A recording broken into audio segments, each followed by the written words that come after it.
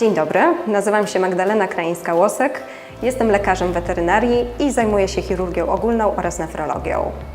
Dzisiaj zaprezentujemy Państwu nową technologię, jaką jest V-Guide, która została stworzona przez producentów firmy Vino. Technologia ta ma na celu wspomaganie osób początkujących, jak również osób, które posiadają wiedzę ekspercką i polega na wyświetlaniu wirtualnej ścieżki podczas wykonywania biopsji przed wprowadzeniem igły do pacjenta. Jednym z głównych problemów, które napotykamy podczas wykonywania biopsji, szczególnie dla osób początkujących, jest uwidocznienie igły wewnątrz tkanek, jak również właściwe pobranie materiału. Wielu producentów próbowało rozwiązać ten problem poprzez zwiększenie widoczności igły z użyciem różnorodnego oprogramowania, które funkcjonuje pod nazwą Needle Enhancement. Jednakże w przypadku takiego oprogramowania mamy pewne ograniczenia polegające na tym, że igła musi znajdować się wewnątrz tkanek, by lekarz mógł zorientować się, czy osiągnął dany obszar.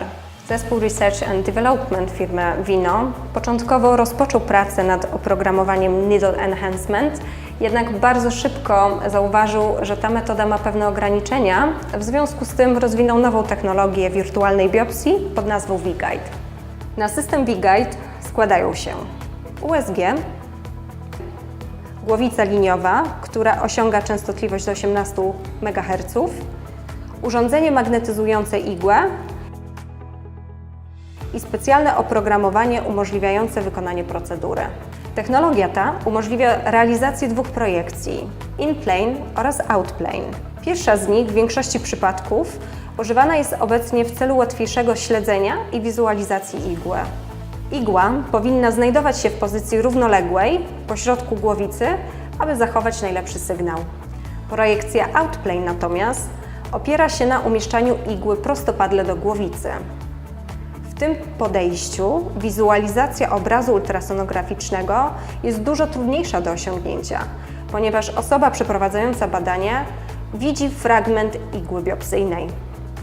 Podczas pierwszego wideo pokażę technikę in-plane w porównaniu z 3 innymi metodami wykonywania biopsji w oparciu o technikę standardową, Needle Enhancement oraz technikę V-Guide.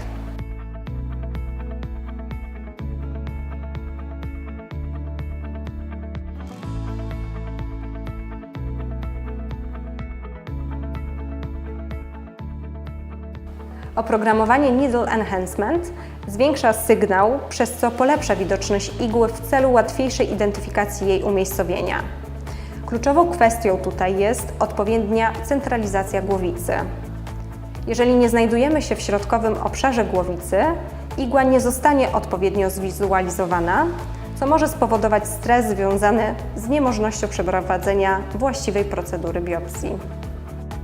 Natomiast technologia V-Guide dostarcza możliwości wyświetlania z wyprzedzeniem ścieżki igły przed wprowadzeniem igły do tkanek, sprawiając, że lekarz może być pewien, że wykonanie biopsji będzie rzetelne oraz bezpieczne.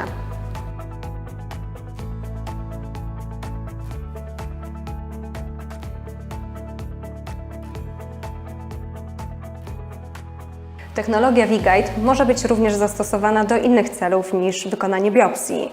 Widzę ją podczas próby pobrania płynu np. z jamy klatki piersiowej czy z jamy brzusznej, jak również do wykonania cystocentezy.